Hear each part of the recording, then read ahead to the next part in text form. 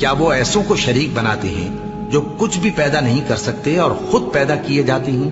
ہماری لاج کس کے ہاتھ ہے بغداد والے کے، ہماری لاج کس کے ہاتھ ہے بغداد والے کے، مصیبت ڈال دینا کام کس کا غوث اعظم کا۔ بکواس بند کرا تہاڈی ایسی دی تیسی۔ شیخ عبد القادر جیلانی کی طرف منسوب کچھ ایسی کرامتیں جنہیں سن کر آپ سبحان اللہ نہیں کہیں گے بلکہ استغفر اللہ پڑھیں گے، کیونکہ یہ نہ صرف عقل کے خلاف جاتی ہیں بلکہ اسلام کی تعلیمات کے بھی خلاف ہیں۔ ایسی جھوٹی کرامتیں جن کا شیخ عبد القادر جیلانی کو خود بھی علم نہیں ہوگا، لیکن ان کی شان بڑھانے کے لیے اور ان کے نام پر 11ویں اور چندے کھانے کے لیے ان جاہل لوگوں نے ان کی شان معاذ اللہ نبی کریم صلی اللہ علیہ وآلہ وسلم اور اللہ سے بھی بڑھا دی ہے۔ مثال کے طور پر یہ مولانا صاحب فرما رہے ہیں کہ جو شخص بھی شیخ عبد القادر جیلانی سے صبح مصافحہ کر لیتا تھا یا پھر ان سے ہاتھ ملا لیتا، اس شخص کو اس دن موت نہیں آتی تھی، اور لوگ ہر روز اپنی زندگی کی ضمانت لینے کے لیے صبح صبح ان کے پاس مصافحہ لینے کے لیے اکٹھے ہو جاتے۔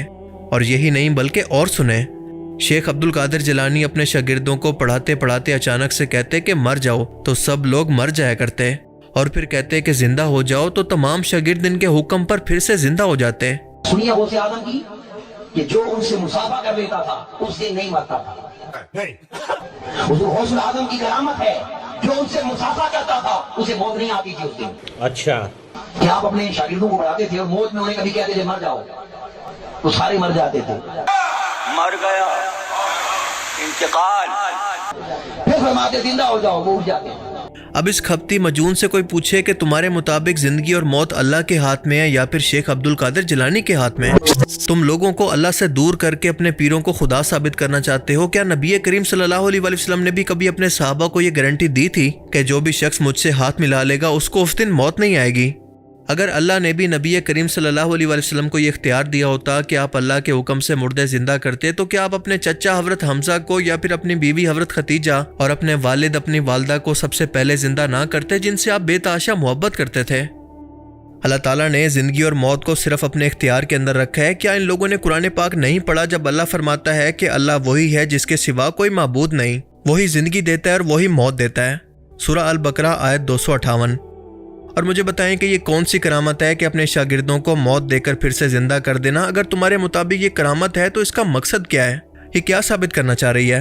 کچھ لوگوں کو یہ وسوسہ آتا ہے کہ مردے زندہ کرنا تو اللہ کے دستے قدرت میں ہے، کوئی انسان کیسے مردے زندہ کر سکتا ہے؟ اس پاک کی بات سمجھ میں نہیں آتی، تو عیسیٰ علیہ السلام کے بارے میں کیا خیال ہے آپ کا؟ حضرت عیسیٰ کو یہ معجزہ اللہ نے اس حد تک دیا تھا کہ وہ مردہ اللہ کے حکم سے زندہ ہو کر صرف اپنا حال بیان کرتا اور دوبارہ اسی قبر کے اندر جا کر لیٹ جاتا، یعنی اس کو دوبارہ زندگی نہ ملتی۔ پہلی بات یہ کہ یہ معجزہ خود حضرت عیسیٰ علیہ السلام نہیں کرتے تھے، بلکہ اللہ تعالیٰ نے کیونکہ ان کی نبوت کو منوانا تھا اس لیے یہ معجزہ ان کو عطا کیا گیا، اور وہ ہمیشہ کہتے تھے کہ اللہ کے حکم سے زندہ ہو جا، نہ کہ میرے حکم سے۔ لیکن ان کے پیر پیغمبر یا رسول نہیں ہیں، بلکہ ایک عام مسلمان یا پھر ولی اللہ ہیں۔ اللہ نے ان کی نبوت کو نہیں منوانا کہ ان کو بھی نبیوں والے غیر معمولی معجزات عطا کر دے۔ اب ذرا یہ سنیں کہ یہ بندہ واضح طور پر یہ کہہ رہا ہے کہ شیخ عبد القادر جیلانی یہ نہیں کہتے تھے کہ اللہ کے حکم سے زندہ ہو جاؤ، بلکہ یہ کہتے تھے کہ میرے حکم سے زندہ ہو جا۔ قادر مردوں کو زندہ کرتا ہے،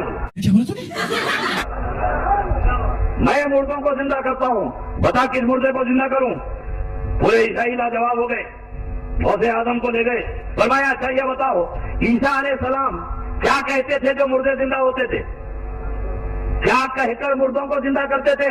تو عیسائی عالم نے کہا عبد القادر آپ کے قرآن میں خود لکھا ہے، عیسیٰ کہتے تھے قم بإذن اللہ، اللہ کے حکم سے زندہ ہو جا، تو مردے زندہ ہو جاتے تھے۔ یہ تو قرآن میں ہے قم بإذن اللہ۔ تو غوث اعظم نے خبر کی طرف دیکھ کے فرمایا وہ عیسیٰ تھے جو قم بإذن اللہ کہتے تھے، خبر کی طرف دیکھ کے فرمایا عبد القادر کے حکم سے زندہ ہو جا۔ تیرے چمن تے لعنت، تیری جوانی تے لعنت، تیری چد تے لعنت۔ ٹھڈا مار کے مردے نو کہندے سی اللہ دے حکم نہ اٹھ۔ غوث پاک نے فرمایا دسو کیڑی قبر تو زندہ کرنا؟ انہاں پرانی قبر تے لے جا کے کھلاردا بھی ایتھوں کتے اٹھنا۔ غوث پاک نے فرمایا تواڈے نبی کی کہندے سی؟ انہاں کہا ٹھڈا مار کے کہندے سی اللہ دے حکم نہ۔ غوث پاک نے ٹھڈا مار کے کہا میرے حکم نہ اٹھ۔ اللہ کی شان میں کمی کر رہا ہے غیروں کو اللہ کا پارٹنر بنا کر۔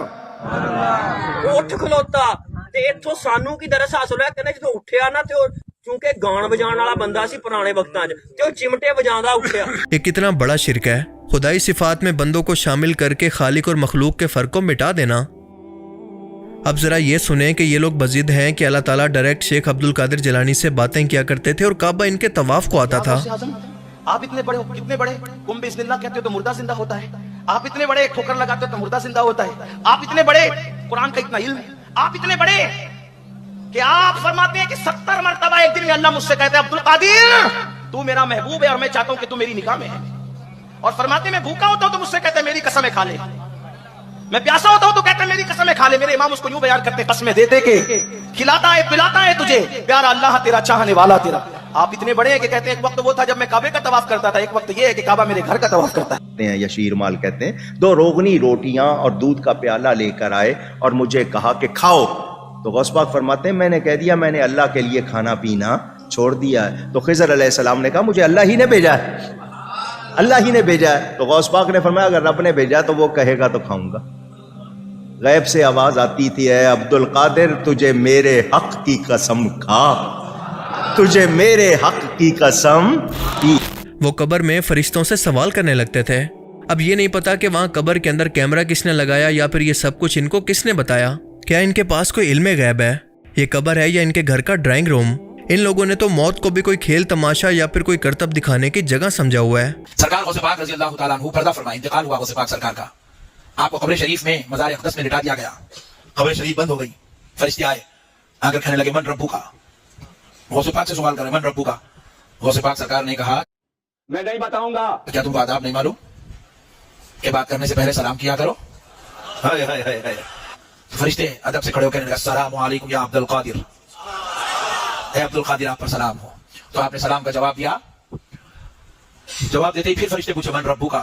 तो गौसे पाक ने कहा मैं नहीं बताऊंगा। आप पहले मेरे सवाल का जवाब दो, फिर मैं तुम्हें तुम्हारे सवाल का जवाब देता हूँ। बोले अब्दुल कादिर आपके क्या सवाल है? कि जब अल्लाह रब्बुल इज्जत ने इंसान की तख्लीक की उस वक्त तुमसे कहा था कि मैं अपना खलीफा तैयार कर रहा हूँ, खलीफा बना रहा हूँ, तो तुमने जवाब में कहा ए अल्लाह हम तेरी इबादत के लिए हैं, तेरी तस्बीह करेंगे, तेरा जिक्र करेंगे। मौला तू इंसान को क्यों पैदा कर रहा है, ये दुनिया में जाके कत्ल करेंगे। जब रब ने तुमसे मशवरा दिया तो तुमने हाथ जोड़कर मेरे मौला तू जो करता है वो अच्छा करता, तुमने ऐसी बात क्यों नहीं कही? रब को मशवरा कैसा दिया?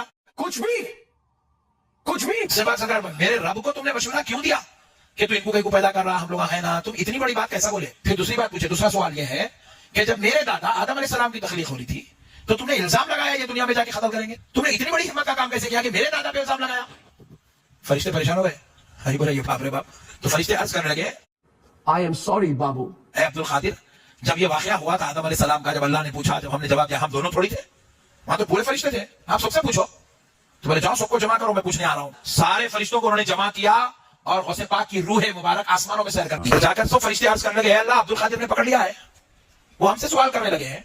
तो रब ने फरमाया जब अब्दुल कादिर पूछता है तो मेरे फरिश्तों जवाब दो। गजब बेइज्जती है, अब्दुल कादिर पूछ रहा है तो जवाब दो।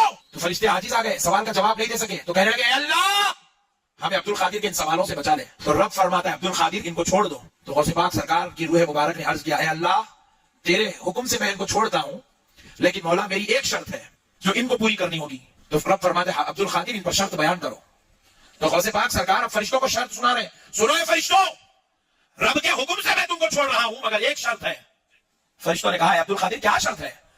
तो कहते हैं कि सुनो आज से लेकर सुबह क़यामत तक जब कभी खबर में मेरा मुरीद आएगा, जब मेरा मुरीद आएगा तो तुम उससे सवाल पूछ कर उसको परेशान नहीं करोगे, उस पर आसानी करोगे, उसको परेशान नहीं करोगे, उसको आसानी दोगे। क्या इन लोगों के पास इतना भी बेसिक इल्म नहीं है कि एक वलीउल्लाह के, एक पैगंबर के और अल्लाह ताला की ज़ात के क्या इख्तियारात हैं? हज़रत खिज़र अलैहिस्सलाम जैसे पैगंबर जिनके ज़िंदा होने का कुरान और हदीस के अंदर कोई सबूत मौजूद नहीं, उनके बारे में कहते हैं कि वो पैगंबर होकर शेख अब्दुल कादिर जिलानी के पास मशवरे के लिए आया करते हैं और शेख अब्दुल कादिर जिलानी लोगों के दिलों का हाल भी जान लेते हैं। आपके हवाले से ये मशहूर है, एक कहानी शुरू होने लगी है कि आपके सामने जब कोई बंदा जाता तो आप उसके दिल के हवाल को बयान कर देते थे। देखें अनजाने में ये लोग किस तरह अंबिया की भी और अल्लाह की भी तौहीन कर जाते हैं। माशाल्लाह यार, आज हमने इसको कुरान और सुन्नत के तराजू पे तोड़ना है। ईमान से हाथ धो बैठोगे पता भी नहीं चलेगा। मेरे गौस पाक का एक दावा भी है, गौस पाक फरमाते हैं अल्लाह की कसम अगर मेरी जुबान पर शरीयत की लगाम ना हो, लोगों जो घरों से खा के आते हो वो भी तुम्हें बता दूं, یہ دین ہے جو آپ کافروں کو پیش کریں گے. جو چھوڑ کے آتے ہو وہ بھی تمہیں بتا دوں. تم میرے سامنے آتے ہو, تمہاری حیثیت اس بوتل کی سی ہوتی ہے جو شیشے کی بوتل ہو, جو اندر ہوتا ہے باہر سے نظر آتا ہے. کہانیاں بند کرو.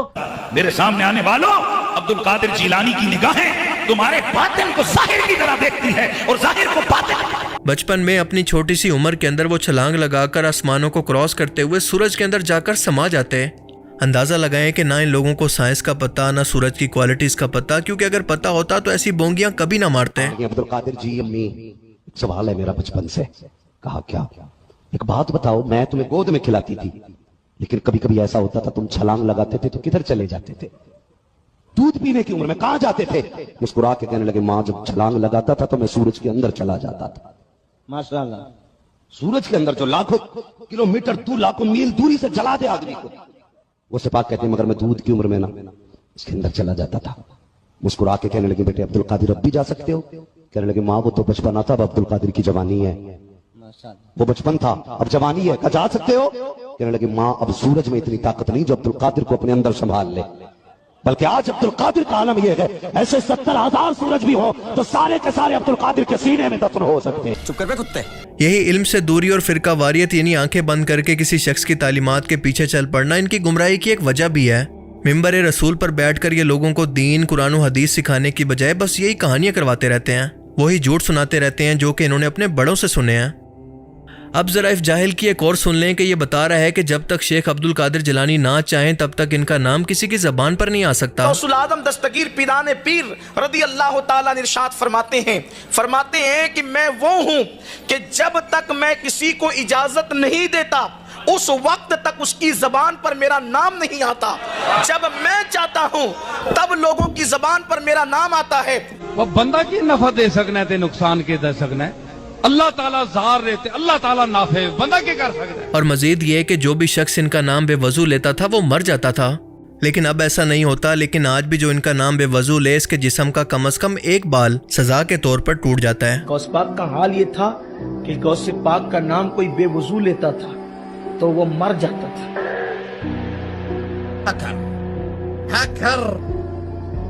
غوث پاک کا نام کوئی بے وضو لیتا تھا تو ہمارے بزرگوں نے یہ بات صوفیہ نے کہی ہے. ممکن ہے آپ اس پہ اعتراض کریں جو بھی ہو, لیکن صوفیہ کہتے ہیں کہ بے وضو کا نام کوئی لے نہیں سکتا تھا, لیکن رسول پاک نے فرمایا عبد القادر میری امت پہ رحم کرو, لوگ اس طرح سے نقصان اٹھائیں. پر ٹھیک ہے کہ اب نہیں مرے گا. میں گالی نہیں دے سکتا.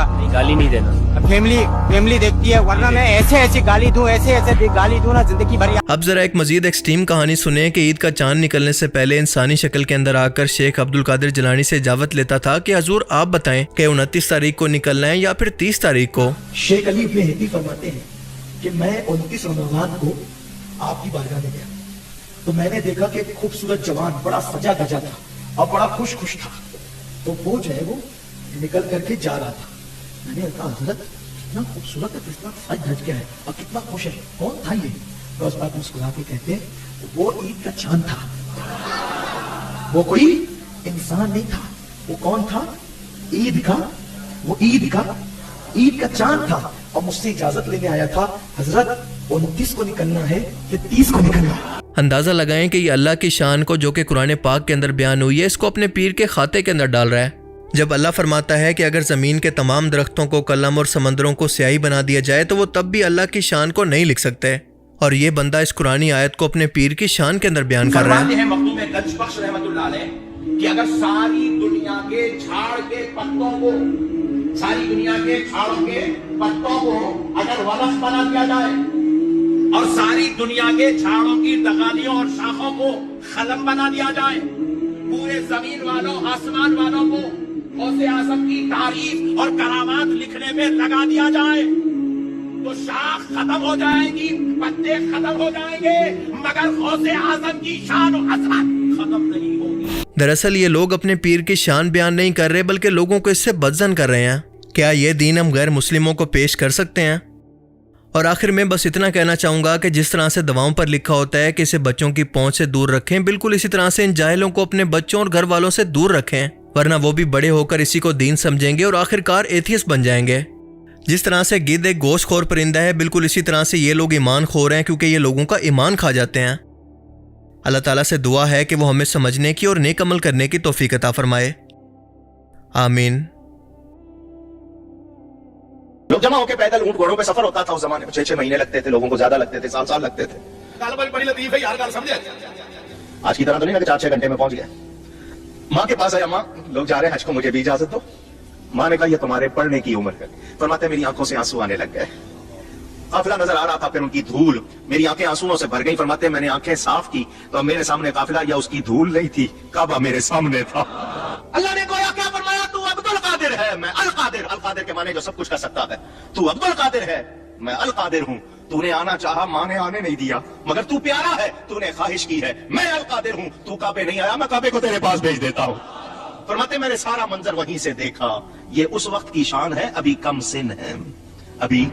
پھر وہ وقت بھی آیا جب آپ غوثیت کے مقام پر فائز ہوئے، فرمایا کعبہ میرے حجرے کا طواف کرتا۔ ولایت میں شان کیا ہے، میرے آقا معراج پہ چلے، میرے حضور معراج پہ چلے، میرے سرکار معراج پہ چلے، آقا معراج پر چلے، کہاں پہنچے؟